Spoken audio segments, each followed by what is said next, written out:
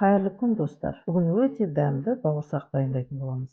Бауырсақтың қамырын дайындау үшін табаққа жылы сүтті құйып, құрғақ ашытқы мен қантты саламыз. Кейін ұн мен тұзды салып қамыр илейміз. Дайын қамырды жылы жерге қойып қоямыз. 1 сағаттан соң ашыған қамырды сыпыраның бетіне аударып, қамырды жаямыз. Дөңгелектеп кесеміз. Қызып тұрған майға кесілген бауырсақтарды салып, екі жағын аударыстырып отырып, қызартып пісіріп аламыз.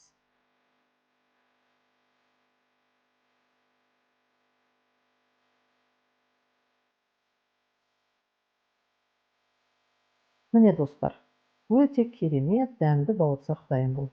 Видеоны аяғына дейін көргендеріңізге рахмет. Каналыма жазылып, лайк қоюды, комментарий жазуды ұмытпаңыздар. Келесі кездескенше аман болыңыздар.